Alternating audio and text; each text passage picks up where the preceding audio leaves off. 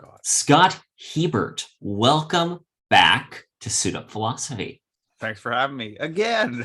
Again, well, you'll probably also, I think I'll post this on the Daily Pages feed too, because why not? Multi use of material. So welcome also to being the first guest on the Daily Pages. Oh, nice. Thanks for having me for the first time. For the first time. So Scott, before I get into my thing, I want to ask you about living like Marcus. So you've, like, for context for the audience, I remember, was it like 2020 at some point? I think I got a text from you like, I think I'm going to live like Marcus for a month. Yeah. I was like, oh, dude, cool, awesome, great idea. And it didn't happen for a while. I think that you kind of were like working your way up to it at one point and then stopped. And then in 2022, you were like, okay, I'm doing my live like Marcus. Can you kind of walk us through the life of this idea? Because I think that's really an interesting look into, as a creative person myself, I know how this goes, where you have an idea some days and it's like, okay, that's great. And then you write it down and nothing quite happens with it right away, but eventually then you double down on it. So would you mind explaining a little bit of the story? So I guess originally I had this idea in like 2019 to have this project where I was going to follow Musashi's Dakota, because there was like 21 lessons, and I was like, I could make a good video about this, especially if like I framed it around like having a fight or something. And I was like training a lot at that time. There was like some local like tough man boxing fight type things, and I thought it'd be fun to do. And like, yeah, I thought it'd be fun to like make a movie like that. And then I still was doing my farm part-time, and I had this other part-time job, and it was just like not the correct time to be putting all my chips in to make this movie that probably wasn't going to pop off. But it was still a really good idea. And then just with the pandemic and everything started happening, then I did that Marcus Aurelius, or sorry, I did the Musashi video. And it went well as a piece of production. It went well as a good project for my life, and I really liked doing it. Unfortunately, it did not pop off on YouTube for 9 months. Which that's pretty, like, that's just for people that don't use the YouTubes, like myself, that's not common, right? That it's 9 months and then it's the zeitgeist, or is that typical where at any point the algorithm can it could happen. There was a couple of things that surrounded it that I did with my channel where I changed some stuff, like just like little tweaks, and for whatever reason it just found its way. So it wasn't so much like just completely 100% out of the blue, but it was definitely out of the blue in the sense of nothing I'd been doing had really taken off. So even though I had liked doing that video and that style of video, and I had ideas for like this live like Marcus thing that I thought would be also fun to do, I just kept trying to do other things because I was looking for, I wanted YouTube to work for me. And I didn't really care what the answer was, but I just wanted it to work for me, meaning that like people were watching my stuff, because I couldn't just keep investing time, money, energy into projects that weren't paying out dividends at this point. I'm not doing it necessarily for the explicit reason of making money, but it does need to make me money at this point in time. There needs to be some kind of return for the effort. Yes. Otherwise, especially for some of the skills that I have, I can make way too much money doing other things. And so it's like, I'm going to get paid $0 to do something, or I could go to like this other part-time job. Like I was working at this other place, doing this spray finishing stuff. And I was getting paid like $50 an hour to do it. So it was like, you know what I mean? Am I going to spend like 100 hours making a video project that's going to make me zero money? Or am I going to go work for 20 hours at this part-time job type thing? You know what I mean? So it was just like, that was kind of the choices where I was like left with. Okay. So I had this live like Marcus thing. And then every time I was just like, oh, this isn't a good time. This isn't a good time. Because like, just to make a good push over, like I was thinking it was gonna be like a 3-week project or whatever, but to make a good push over that amount of time, like you have to have, it's a lot better if you have all your ducks in a row, because then you have the maximum amount of time. Basically, if you're gonna do a project like one of these little challenge projects, if you can spend the most amount of time, money, energy on it, focused on it, it's going to look the best at the end of the project, right? We talked about like doing it for the thumbnail before. So it's like you're going to spend all that to do it. But if you're distracted with other things along the way, it's going to make it harder. Like even this last weekend, I dog sat for my cousin. And I was like, yeah, it won't be a problem because it's just a little dog like Meatball. And I did not get as far on my painting this weekend as I thought I was going to.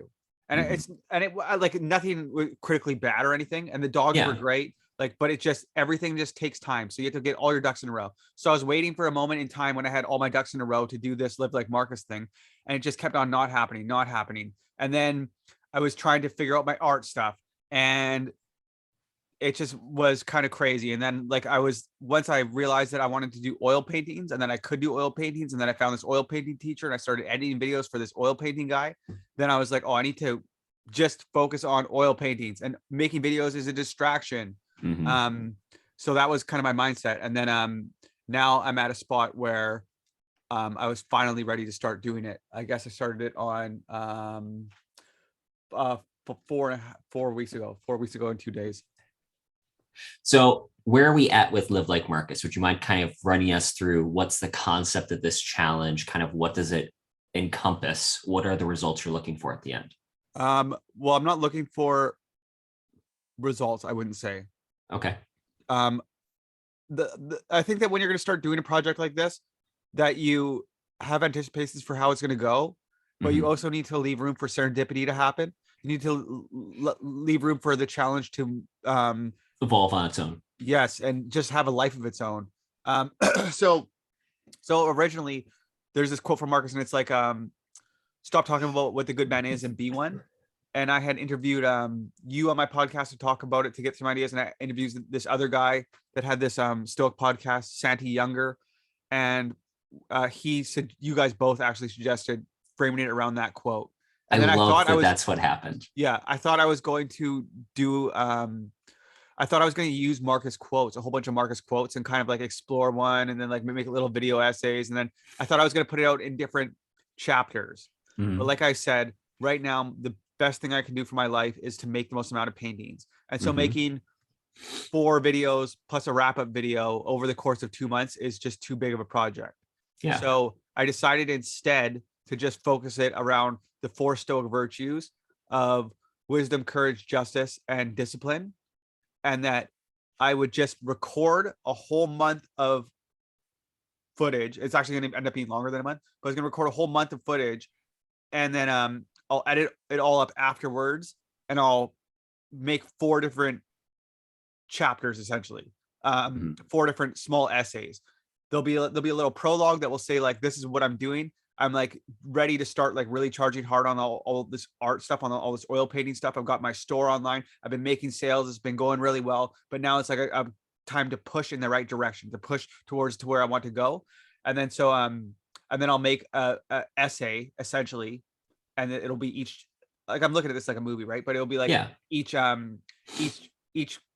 thing will be a chapter. So it'll be, I'm not really putting a time limit on it, but I imagine there'll probably be between 5 and 10 minutes of something that I have to say. And then I'll find a Marcus quote that coincides with it. So the first one will be wisdom, and the second one will be courage, justice, and discipline. And I'll talk about how I'm like using the 4 Stoic virtues to basically navigate my way through a problem or a situation. And then the whole frame of it is that I've been defaulting on action, trying to like do my best stuff. And so I thought originally it was going to be work out really hard, get some art done, and get some stuff done out in my yard. And then I've been eating really healthy. I can feel like quite a bit changes physically in my body and stuff happening right now. But I haven't really been working out that hard. It ended up that we actually had some really nice weather. So I just got a whole bunch of stuff done outside my yard. And when I mean a whole bunch of stuff, I mean like a whole bunch of stuff. Like right now, my yard is great. My farm is twice as big as it was last year. And I told myself I wasn't going to do anything, but then I had a whole bunch of potatoes and onions and stuff that were over winter. Potatoes. Yeah. So I did all of that, and I've done more in the last like whatever than.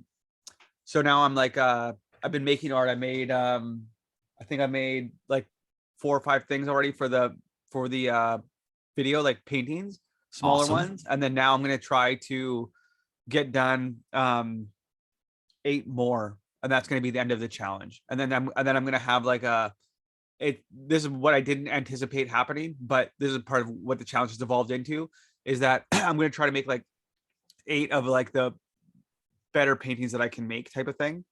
And then those will be listed on my store, on my online store. And then that will be like that will be the thing. So when the video wraps up, when I finish it all up, those will be for sale on my store. Like now I know what I'm doing. I know what I'm selling. I know, more importantly, probably what I'm not selling, as far as like art products and stuff. And then like after this, I'm just flying on my stuff. Like I'm ready to go. You know what I mean? I'll have probably $6,000 in stock for my store. Awesome. Yeah. So then if people buy stuff out, then I'm good for a couple months or whatever. And I can just keep on doing that. And if not, then I just have to keep on creating. And I don't have to be so much pressure of like having stuff done. You know what I mean? Because I already have stock there. So it's like, then I just have You to don't make have to stuff. keep chasing.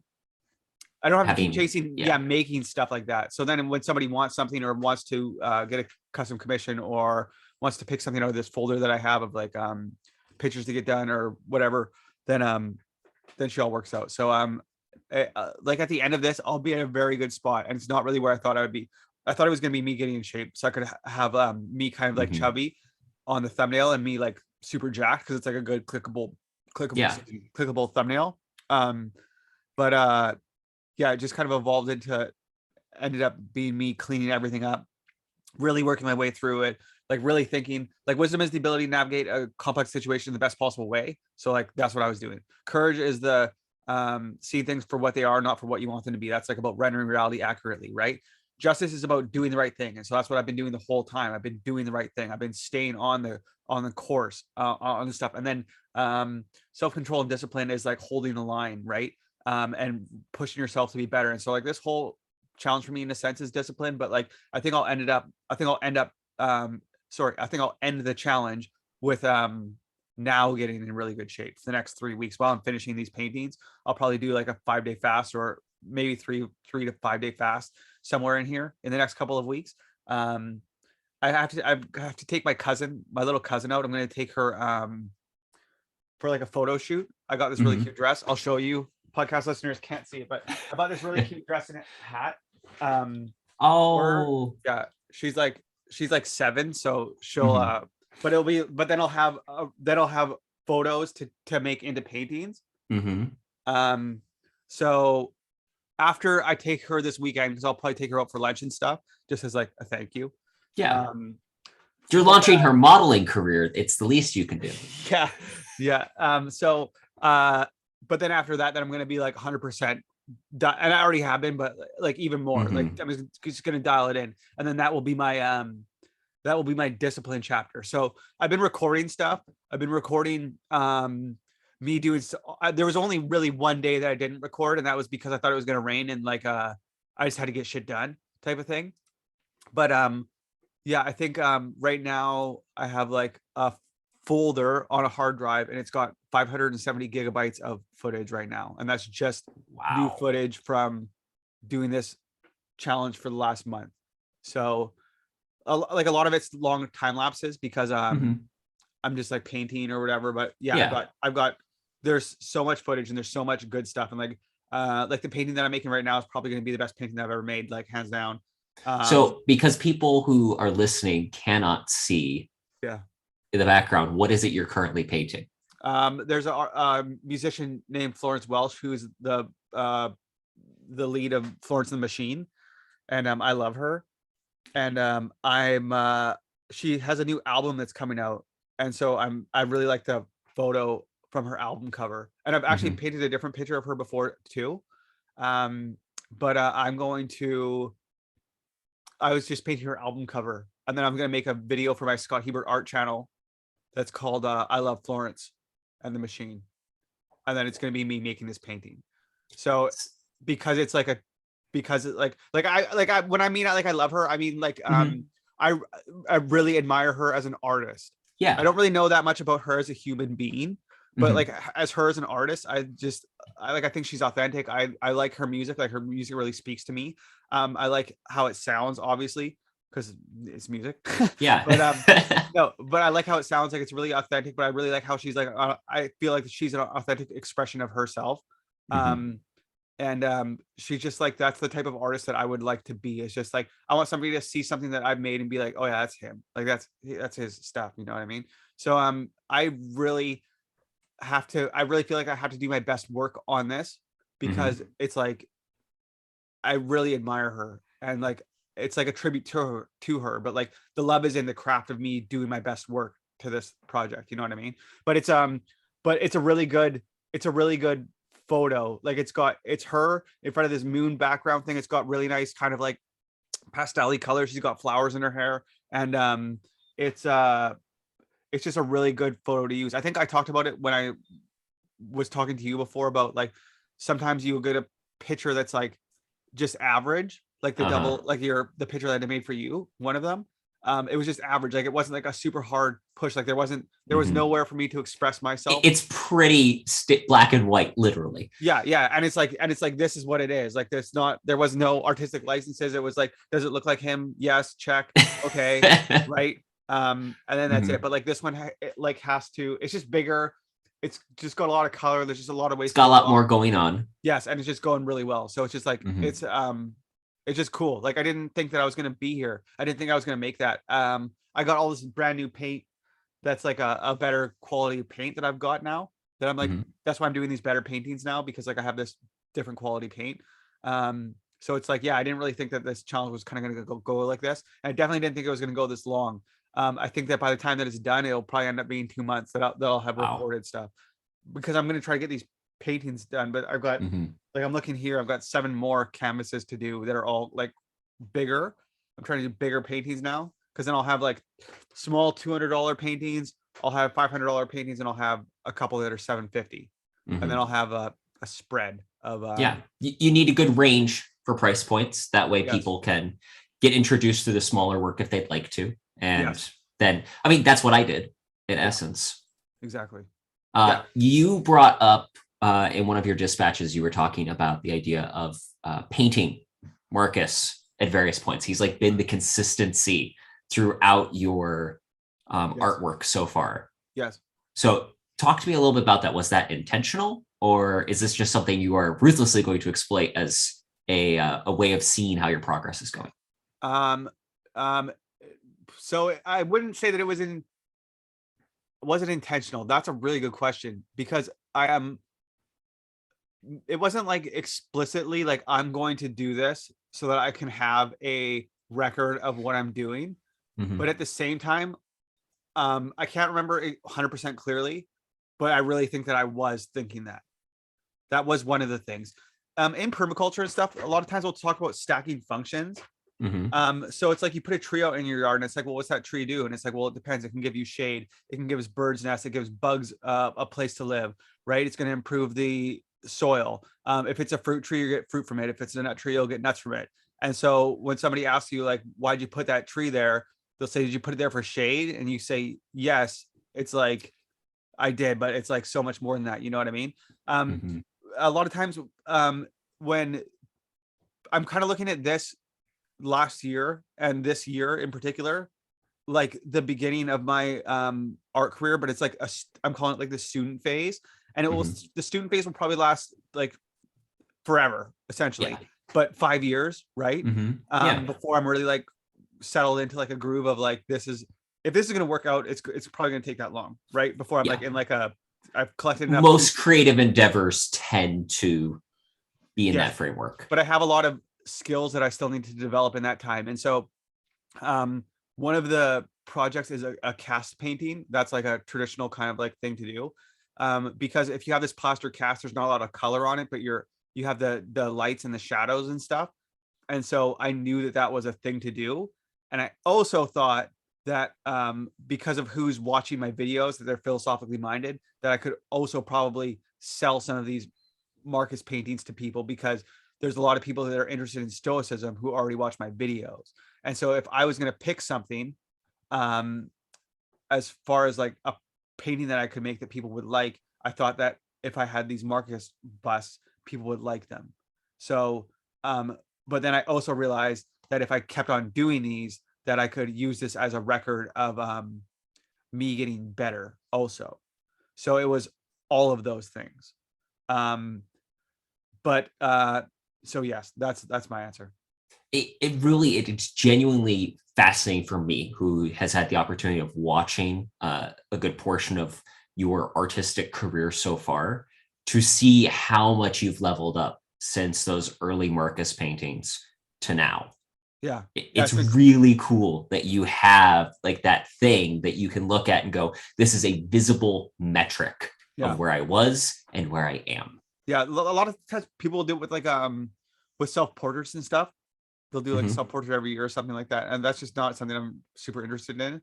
I still want to see you do like a self-portrait of you as like a Marcus bust. Yeah, you've got the beard. You come on. Someone else. You could put the hat on. You could even do the hat. Yeah, one of my someone on my Discord server said that I should get a little wig, and then I can use it as a wig for Marcus, but I could also use it as like a wig for Bob Ross for like my art channel. I was like, that's pretty funny. That would be pretty funny. But no, it's good. It's like I'm really happy with the improvement that I made. I feel like that I have made really big gains, and it's neat to be able to show people and be like, this is it. Do you know what sandbagging is?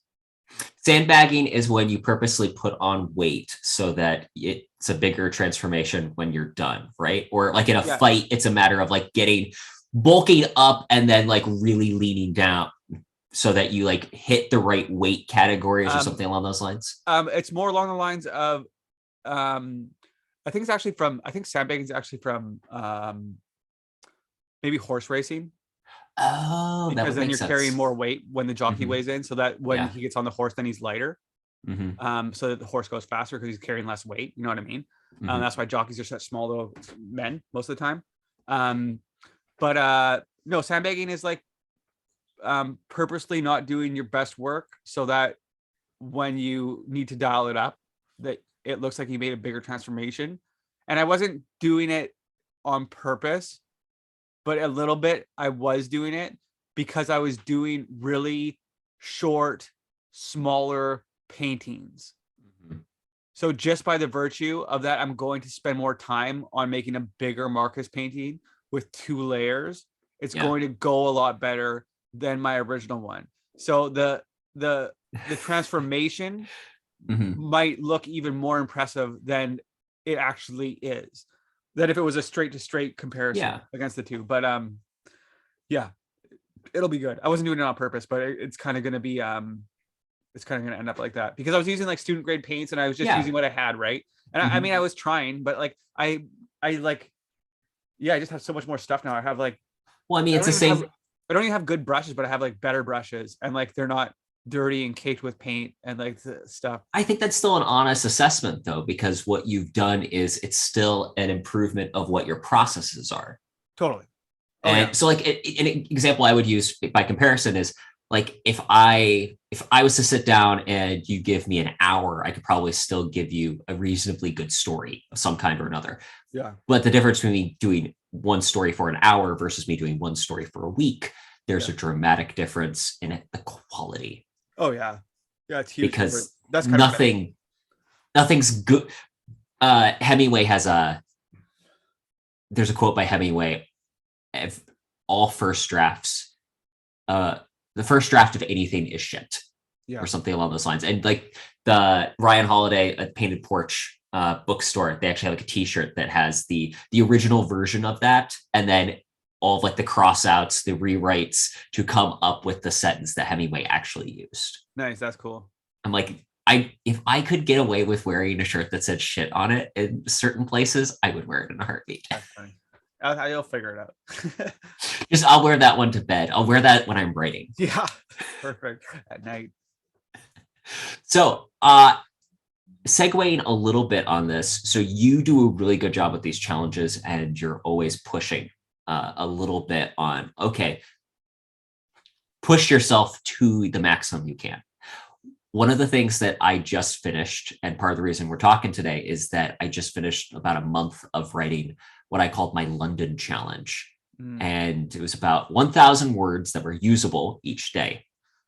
And since you're the one that pushed me to exert myself, I figured you were the perfect person to kind of debrief on how this went. Yeah. So, any guesses on how many words I actually ended up writing? How many days did you do? I did do the math on that. So it ended up being 22 days because I figured out pretty quickly. So this was interesting. Like, again, you talk about serendipity and kind of rolling with it. I figured out pretty quickly that if I tried doing it on Sundays, it did not work for me. I needed at least one day to not have to try writing. Right. And then I was sick for a week. Right. And funny thing, when your head is not functioning, it's really hard to write. Yeah. So I basically had a week and then whatever the Sundays were that I didn't write. So 22 days. 3 weeks. Actually ended up writing. Yeah. Okay. I'm going to go with 27,000. 41,714 words. Nice. So what did you end up writing? Did you have like what were you do? Because you were doing the short story and stuff. Mm-hmm. So tell me about that. So I wrote I've written 3 installments of the short story. I published 2 of them. The third one I just haven't gotten out yet. And I was working on a ghostwriting project, and I'm also this close to finishing the first draft of my second book. Nice. That's exciting. So it was really exciting to do it. I had fun. And again, I appreciate the fact that you challenged me to get something bigger done. Yeah. Because we've had this conversation before. The irony is that there's a little bit of a reversal in like the things that we work on. Yeah. You need to take more time sometimes to really work on the details and feel okay with not saying it's finished right away. Whereas I'm the complete opposite. I'm the person that sits there and is like, but it can be better if I just take a little bit more time on it. Yeah. Yeah. You paralyze yourself by inaction, and I don't polish enough. It's definitely interesting, but it's nice to have that like dichotomy there to see against each other. But yeah, no, I think that when you do a challenge like that, it's good for you. Like it sets the new bar for what your new normal is going to be, right? It resets you for what you think you can do. Like now that I mean, as of this recording, you got a book coming out tomorrow. Yep. Right. But now that you have that and you've gone through the entire process, well, I guess tomorrow will be through the whole process of it. But once you're through that, then you now know what it takes to go through an entire book. Like it's not this nebulous thing in your head. Like I know what it takes to make a movie. And I know what it takes to make a good movie now. Like if I'm going to do everything by myself, like a YouTube movie, you know what I mean? Yeah. I know what it takes to make a good painting. And I'm still bad at, I was actually just talking to my dad about this, but I'm still bad at, because I told him the same story I told you about the dogs, and just they're great dogs, right? They're not annoying. They didn't do anything bad, but it's just like I just didn't get as much done as I thought. I constantly overestimate what I can get done, and I think that's why I just push stuff out, because I'm like, I said this would be done by Wednesday. I said this would be done by Wednesday, and it didn't get done. Like this painting of Florence that I'm doing right now, I was like, oh yeah, I'll get the black and white first underpainted layer done in a couple of days. And it ended up taking me 5 days to do. So I was like not even close to what I thought was whatever. But you have to go through those reps of making those paintings or making a book or making those things to know you have a better vision now for what is possible. And like I think that when at one point you were texting me and you said that you even felt like you wanted to slow down more on the book, on the Swashbuckler, instead of just pounding it out and getting it done. Why was that? That was because I was trying to, when you have the finish line in sight, and you can sympathize, when you have the finish line in sight, and in my case, I know that this is not the last time I'm going over it, is the thing. Like, I know that it took 5 revisions on Reason and Romance to get to the point where it's published. Yeah. The Swashbuckler is probably going to be the same. Yeah. So when I'm sitting there going, okay, I can keep trying to write like a legitimately what it's going to be, or I could just, throw in a few details, make it like workable and sprint to the finish line. Let's just leap to the end. But I had to start drawing back because the moment I started doing that, I was glossing instead of putting in some of the rich elements that I think will make a good story when I go back to revise. There needs to be some good framework to work off of. Yeah. Do you find that you need fresh eyes on your writing too? Oh, easily. So like even now, so I put in last night, like I said, the thing is I'm like 2 days away I'm like maybe 5,000 words from this being done, which is about 2 to 3 days of writing, depending on how much I put in. But the problem is that now I'm at the point where, okay, the story could go, I have one situation and it can go like 4 different ways. And and it's the end.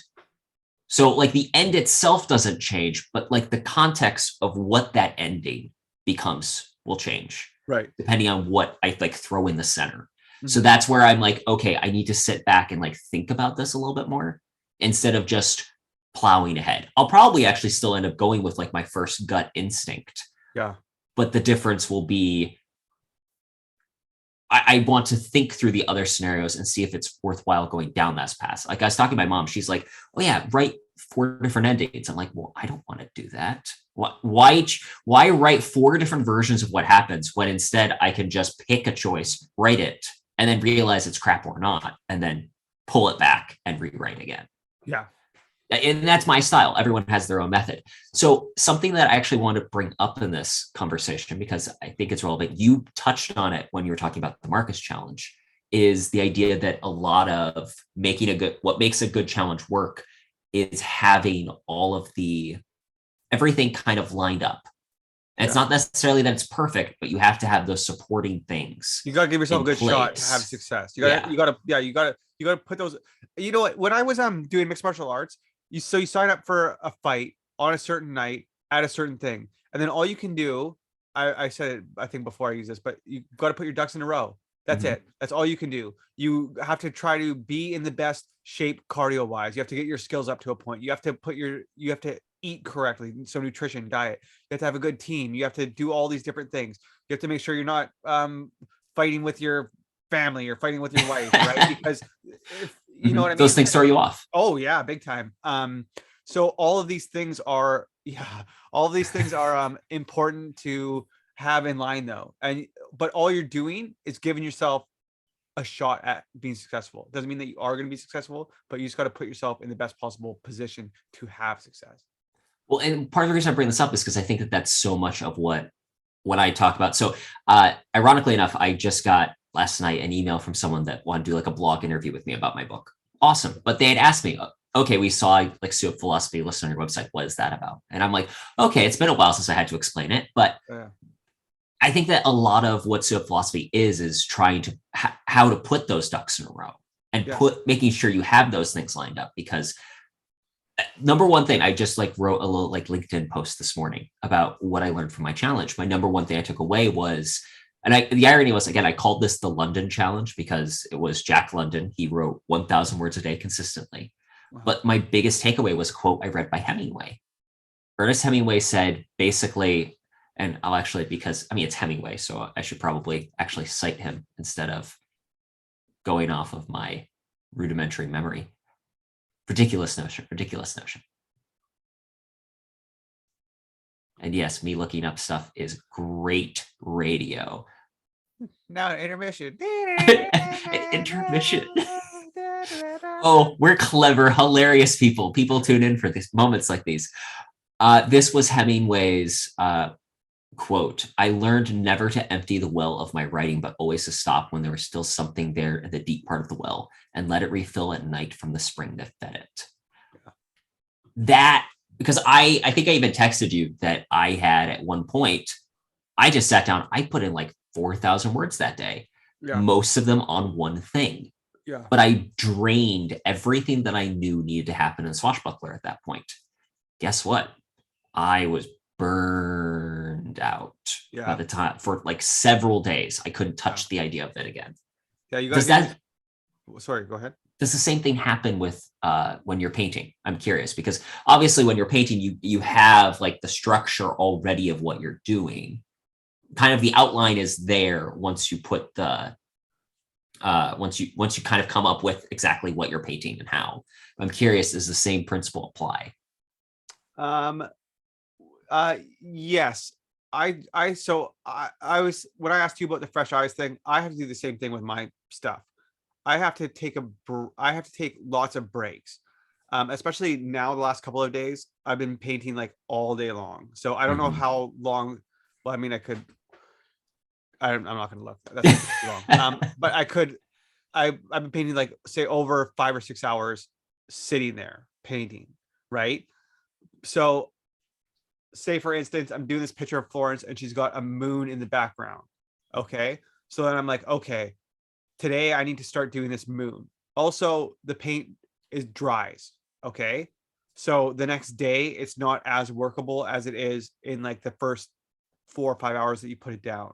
So you have like a window of doing stuff, right? So I'm like, okay, today I'm going to get the background done with the moon. So I'm going to paint this black and blue background, and then I'm going to start doing this moon. And then there's like this vine thing that goes across the moon. And it's like a photorealistic moon too. So it's Mhm. like, it looks like real, right?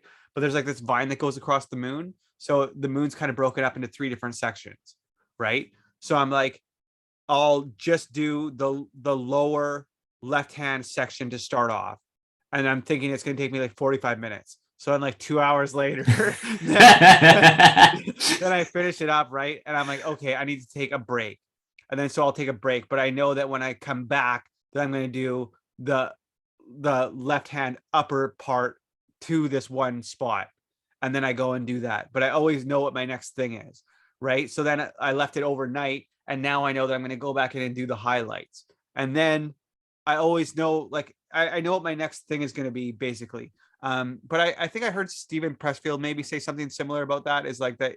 Um, it might not have been Stephen Pressfield, but like you leave, you maybe it was Stephen King, but you always know what you're going to show up Mhm. to if you're writing. You got to Yeah. give yourself an easy win to know what Mhm. that next thing is. So like yesterday when I woke up, I had an easy win because I knew I had to mix black paint.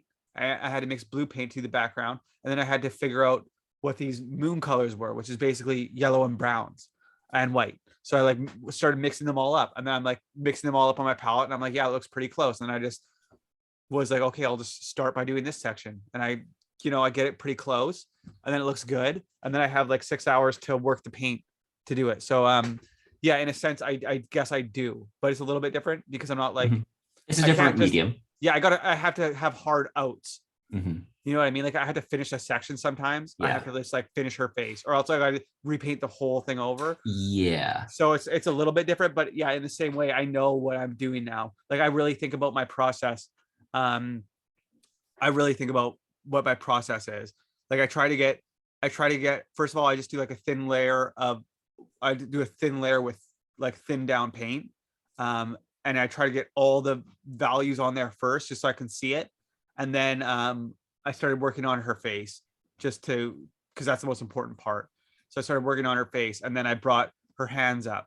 And then I started bringing the moon up to the same spot. And then there's this butterfly that's also on there. So then I brought the butterfly up to the same spot as the other two. And then eventually I had this whole thing, and I'm like, oh my God, there she is.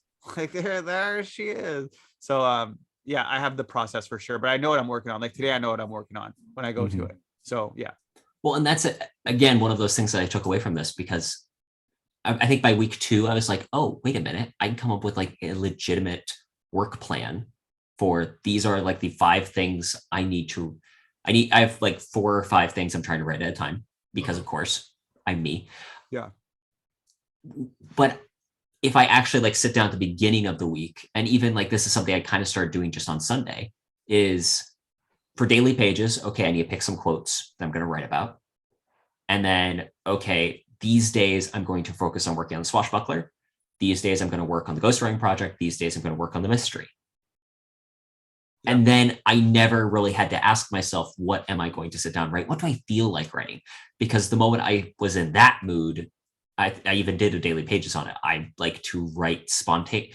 I am a writer of impulse, is the way I Yes. phrased it. Yes. And actually taking that and putting it into a plan, Mhm. that discipline Yeah. actually yields results. Yeah. Shocking. Who would have Wow. thought? Yeah, I know. Someone asked me one time if like, so people always ask you like, how are like, where do you get inspiration to paint or whatever, or like whatever. It's kind of like a dumb, I always I understand why they're asking it, but it's a dumbly worded question. It's like, Yes. where do you get your ideas from? I was like, I don't know, like the etherealness of like the universe, like nowhere, everywhere, anywhere I'm inspired. No, I don't have inspiration though. I have discipline. I'm showing up to paint. I have a folder with 300 pictures in it, and I know that once I'm done this one, I'm showing up and I'm gonna go into Photoshop. My canvas is 18 by 24 inches. I'm going to open a new Photoshop folder.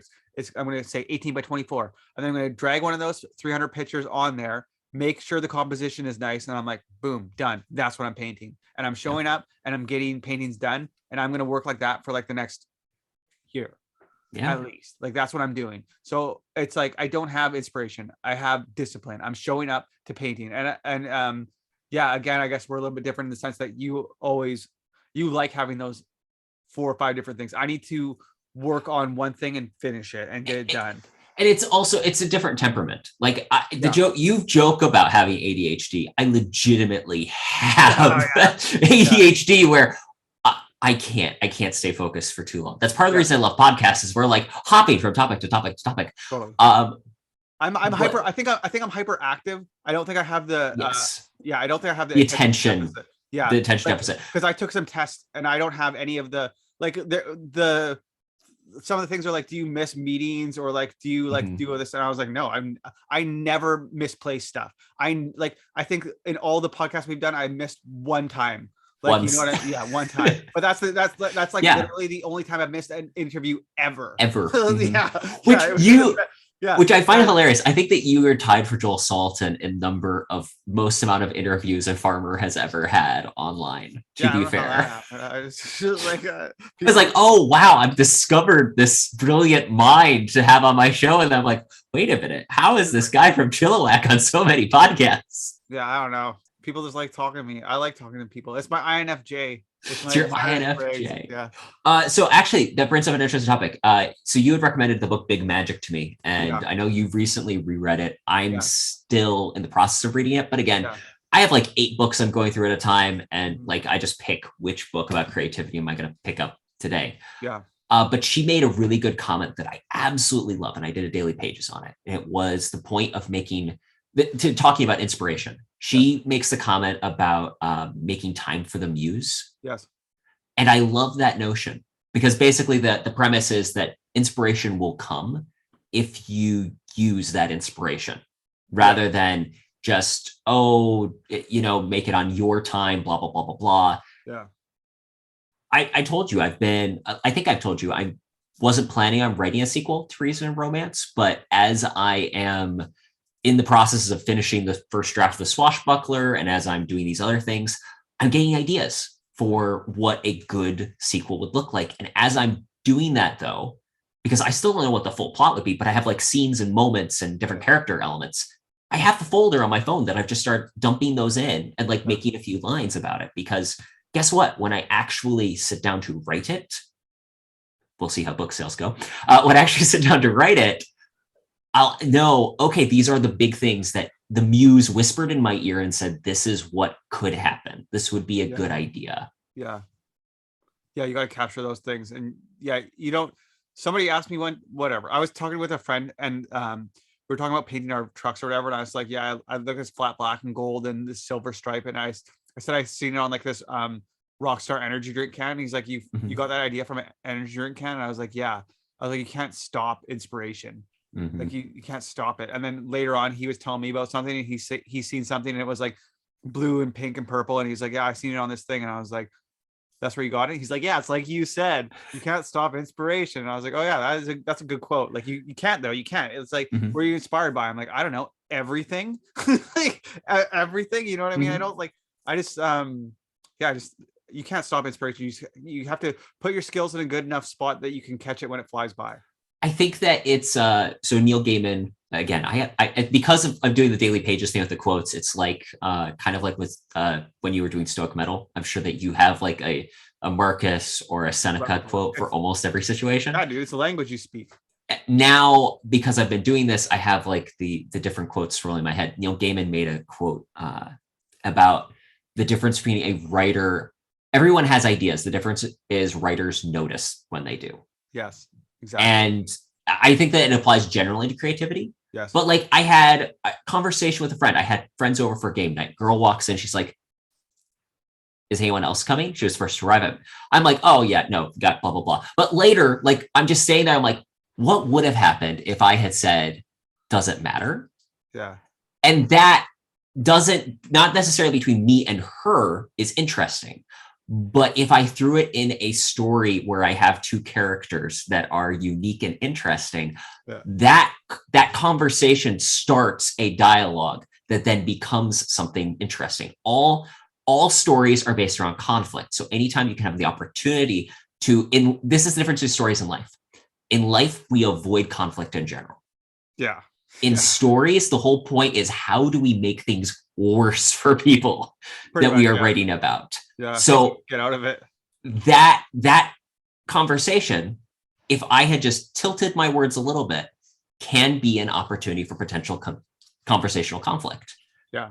So I wrote it down. I'm like, we're going to use this. Great idea. Yeah. Great idea. Yeah, that's great. Yeah, it's awesome. Yeah, you can't stop it when it comes. Yeah, you just got to sharpen your tools and put them in a good spot so that when something does happen, when you see a picture of Florence that you like and her new album's going to come out and you can make your I Love Florence video because you've been listening to her music for like last year, then it's like, boom, I'm ready to go. You know what I mean? I'm ready to go for this. So. Well, again, that's what it means to suit up. Oh, I was going to make a point about something. Yeah, I just remembered. Make a point. Well, I know that you were off and on about the daily pages and what you were going to do exactly with your podcast and all of that stuff. And one of the reasons why I like you doing it is because you're speaking the language of creativity. And like you just said with the Marcus, like you sure I have a whole bunch of quotes from Seneca and everything, True. But it's like, it's a language that I learned how to speak. Like I learned how to even think in the language of Stoicism without even knowing it. I really started to think about fighting as a language that you're speaking, because I watch MMA and I watch boxing now. I got into boxing over this pandemic thing. So I have like a very mild interest in boxing. So that book? Well, yes, because of that book that I read, and boxing's just always had like a compared to any other sport, I think boxing has like a rich history to it. Yeah, it does. Of literally larger than life characters.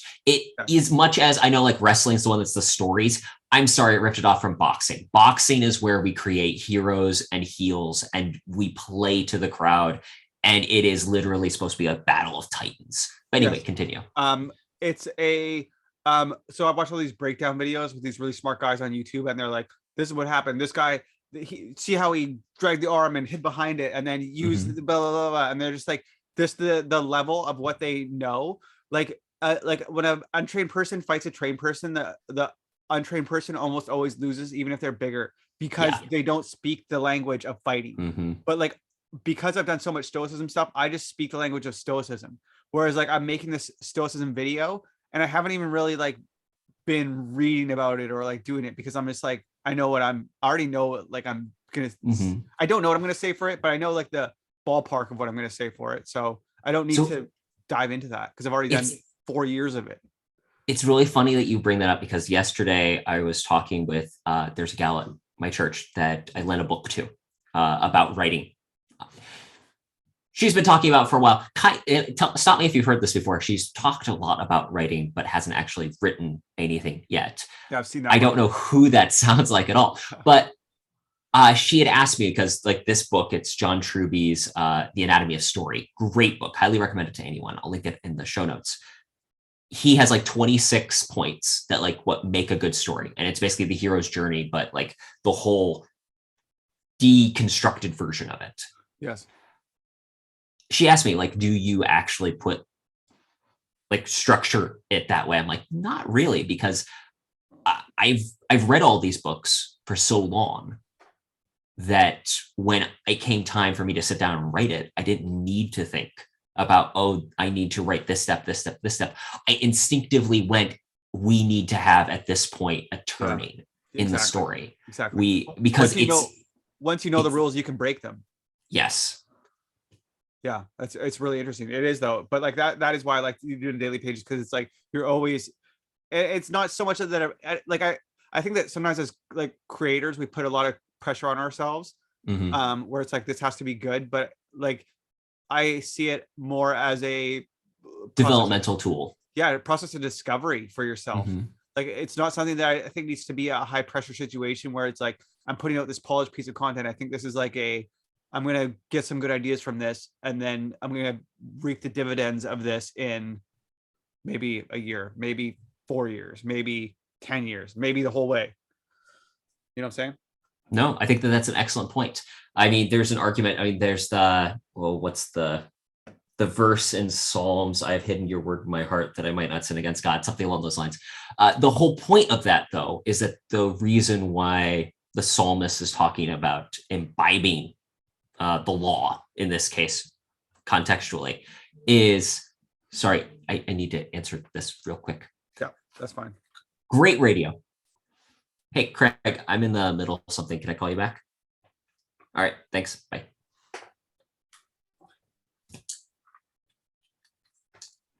I'm going to leave that in. Quick and dirty. The comment I was making is the whole premise of like knowing the law, that stuff, was that it became a part of you. You understood it and abided in it. It became a part of who you were in your worldview. That's kind of the way it works for anyone. Like when I did that interview with Charles Ardai from Hard Case Crime, the man has lived each drunk of the punch that is pulp fiction. Yeah.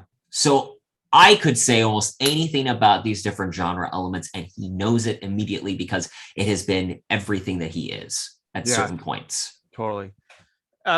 Okay. I was going to ask you something, but I'll save it for, we don't need to talk about that. Okay. The final thing that I want to bring up with you is you have just read what I consider to be one of the greatest novels in the English language. And Lord of the Rings? Yeah. Oh, well, there's Lord of the Rings, and then there's Emma by Jane Austen. I mean, we could save it for our books interview at the end of the day, but we're talking now. So I'm curious, what were your thoughts on Emma? And did you actually end up finishing the film, which was the whole reason? I just want to point out, the whole reason we got into this track was that Autumn de Wilde, who did an amazing job of the Emma 2020 adaptation that came out, she is a photographer, first and foremost. And if I remember correctly, was it the photo that you're currently painting that she did? Yeah. So she's also the creative director of Florence right now. Oh, I didn't realize she was also creative director. Either did I until like a couple days ago. Wow. Yeah. So anyway, brilliant mind.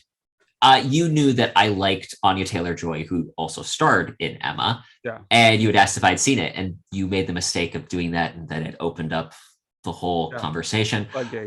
The floodgates. Hey, I will take any opportunity to wax poetic on this topic, as my show is currently proving. Papa. So tell me, what were your thoughts? I admire the fact that you read it. Congratulations. Thanks. First of all, I really wanted to love it. Because you like it, and because I started looking up who this Autumn de Wilde woman was who took this picture of Florence, and I really like her as an artist, as an auteur, as a person. And so I really wanted to like it. And I had an abridged version of on Audible that I had downloaded like a long time ago. I just never listened to it. And so I started listening to it, and then I ended up doing the full version. And I think Emma's a meddling bitch.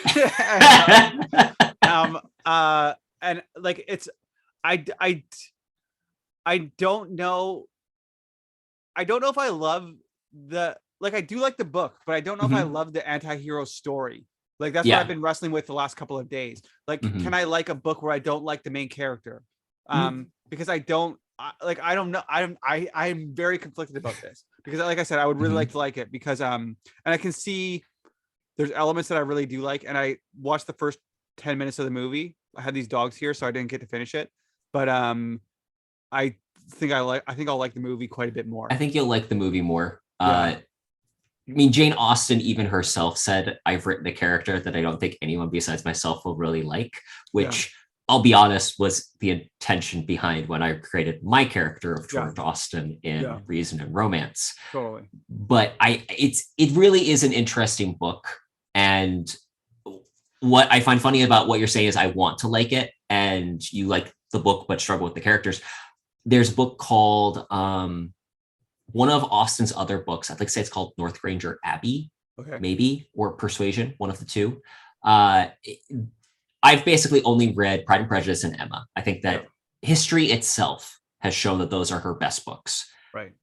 But one of his other books, it's painful because it's Jane Austen. So she is an excellent writer. The story itself is well constructed. The problem is I hate the characters so much. Like the main male character is if you took Mr. Darcy from Pride and Prejudice and stuck him in the Bennet family, where it's just suck upon suck upon suck, how painful it is to read about these people. And then the heroine is like the flimsiest of flimsy, where she has zero agency and is just kind of, yeah. I can't do it. Well, like with Emma, she's not, I just don't think that she's all that, like they start the book. She explicitly says at the beginning that she's like handsome and clever and like she's a catch basically, but like she doesn't want to be married and like all this stuff. Like that's kind of like what you get out of it. But like throughout the actions of her story, which is like what I'm looking at, she's not all that she's cracked up to be. Like she is such a small fish, or sorry, a medium-sized fish in a big pond, or in a small pond. Like she's like just a country bumpkin that's just like, they're just fancy country people. Like, you know what I mean? Like they're just socialites. Like there's nothing other than her fortune of birth. There's nothing in particular that's better. She has good manners. Let's not forget good looks also. No, but there's other good looking people in the story. I know, but she's an okay piano player. There's a better piano player in the story. The only thing that she does well that somebody else isn't shown to do better is drawing. And we're even kind of told that it's not like she's not the greatest at drawing, but she's pretty good, but she's not the greatest. But like she's polite, but then there's a scene where she's really rude to someone, and there's other people that have way more politeness than her. Like there's like they seem to be making her up like she's this paragon of like everything that like you would want out of a woman or whatever. And like I just don't see other than her fortunate birth, I don't see all of there's nothing in this slice of the story that we see that makes me fall in love with her or makes me like whatever. So I don't know, the story gets all wrapped up nicely. Pretty much throughout the story is just basically the story of Emma is thinking a certain way about things, and this happens 3 or 4 times, and every single time she ends up thinking the wrong thing.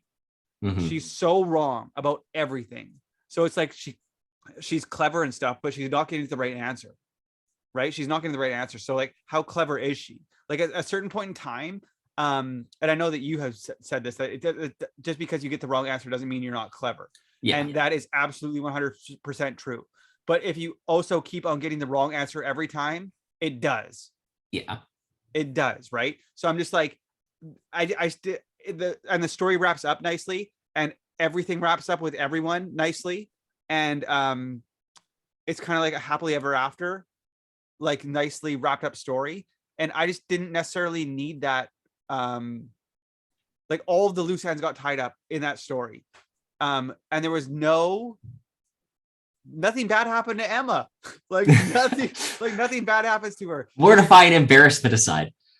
Yeah, but like like her, like nothing, everything with Harriet wraps up like it should.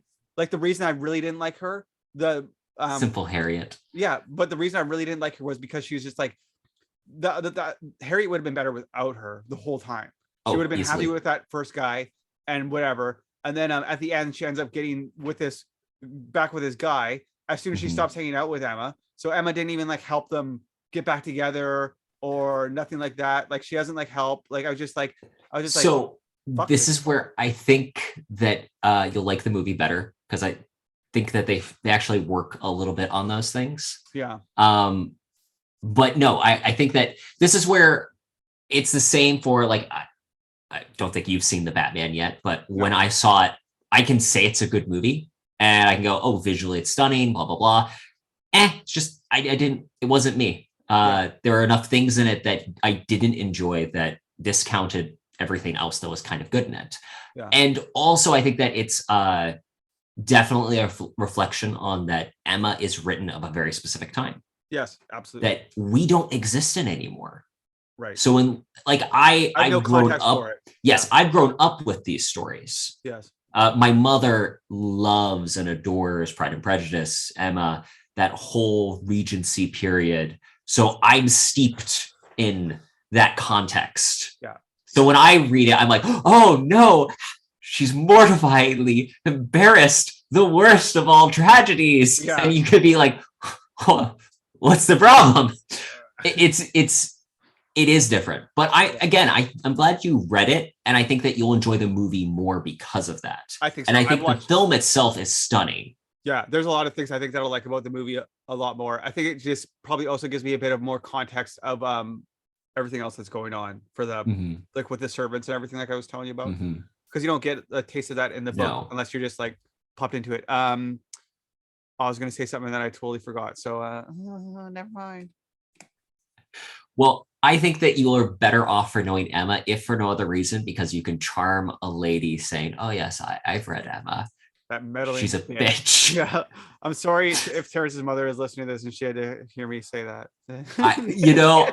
When I have Scott on the show, I always put the E for explicit so that my mom is aware ahead of time. Oh no, believe me, my writing, the Reason and Romance is very clean. And I think that surprises a few people in that it is as wholesome as it is. Yeah. The problem is now I'm writing The Swashbuckler, and I said that book was going to be for me, which means it's still not going to be as bad as some people would expect. I could make it worse. But the reality is I hold very little back when it comes to T going, we're doing a pirate fantasy. Why am I not going to have babes in it and call them babes in it? Yeah, absolutely. Absolutely, man. It's good. All right, Scott Hebert, any final thoughts or comments you want to offer to the audience as we wrap up here? No, I think just if you step up to stuff, sometimes if you step up to a hard challenge or a big project, you'll find that you can increase your capacity or what you think is regular. And if you keep on doing that, eventually you'll be doing stuff that you never thought that you could do, that you never even knew would happen. Also, a lot of times I think that when you start down a path, different doors will open themselves along the way. And it all happens because you took action. And that's all I gotta say. Action is, if not everything, it's the beginning of everything. Do it for the thumbnail. Scott Hebert, this camera, got that from Hot Ones. Where can people go to get amazing artwork, like the artwork hanging on my walls? And also, hey, make sure you send us a snap. Send us a photo of the Florence painting when you're done so we can post it on the Instagrams. Okay, I will. But where can people go to find you, your art, and all things The Wild Man? I have you can type in Scott Hebert on YouTube. I have 2 YouTube channels. One's for like my more philosophy style stuff, and one's Scott Hebert Art. That's gonna be all my art videos. And I have a website that is scotthebert.art. And I'll be updating that before the end of the challenge with all of my new stuff on it. And they're all going to be really cool, from like $200 to $750 in stuff, with like $40 shipping, under $40 shipping probably. So that's all. Thank you for having me on. Where can people go if they want to get a commission from you, such as the amazing OOT photo that I have? Oh, if people want to commission and they want to choose something out of this, I have this reference folder where I have like these 300 photos like I was talking about before. And if somebody wants to choose one of those, they'll get a discount basically on a painting, because it was going to be a painting that I was going to make anyways, type of thing. And so if they want to do that, just message me and I'll send you a link to the folder and you can flip through it. It's like a lot of girls in dresses is pretty much what it is. It's like mostly. And some girls not in dresses, Scott. Yeah, there's not that many. There's a couple of naked girls, but it's mostly girls in dresses. Is Okay. What it is. Yeah. Just to be clear. All right, Scott Hebert, thank you again for joining us on the show. We will link all that in the show notes. And as a reminder to the audience, if you haven't ordered a copy of Reason and Romance yet, it is available starting May 3rd. It's available for pre-order now, but it comes out tomorrow. So order now. Thanks, Scott. Thanks for having me. And stop recording.